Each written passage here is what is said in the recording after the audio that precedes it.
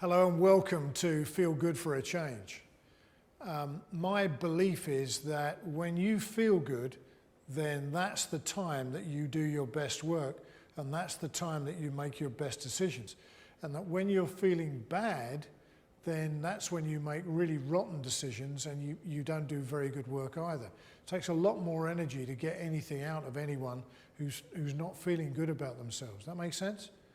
So that my acid test about whether you make good decisions when you feel bad is just in your mind to go through all the clothes in your wardrobe and just think about all the clothes that you never wear because you don't like them. Now, I'm prepared to bet that you bought those clothes at a time when you weren't feeling good.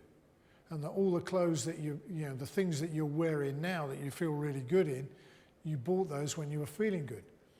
So the whole thing is that, when you go shopping and you feel good, all of a sudden, it's like the crowds part and the clothes in shops leap off the racks and go, take me home, because the world just seems an easier place. That if you have a project to do, if you're feeling good about it, then it just seems to get done seamlessly and effortlessly. And if you're not feeling good, then that's the time when it's a real grind and it takes all sorts of effort. Because I think that feeling bad for a lot of the time drains a lot of energy out of a lot of people. And I think just by learning how to feel good and forgetting to remember how to feel bad, which may sound really strange, so let me say it again, forgetting to remember how to feel bad. At the end of this, if you came in here to this work with the ability to remember to feel bad really quickly, then by the end of it, you'll wonder what all the fuss was about, because you won't remember how to do that.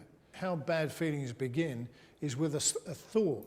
Something triggers off a thought, and then you start to run something through in your mind, and you think, yes, this is a bit like the time when, and then you make a picture of the time when this kind of thing in your belief happened once before, or twice before, or 20 times before, and then you go, that's a really horrible picture.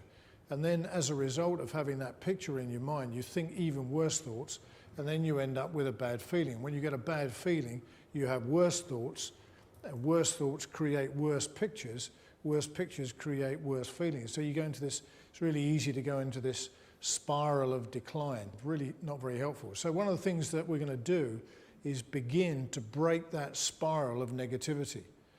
Because once you can snap the way that you've learned to do it. One of the things about learning to do anything is if you've learned to do anything, and that includes feeling bad in a wide range of occasions, then you can unlearn to do it. Does that make sense? So all we've got to do is find ways of snapping it and making it so that your learned strategy of feeling bad just gets broken and you can't do it again. And this is one of those things where we're going to make it so that you forget to remember how to feel bad, because some of the pieces aren't there anymore.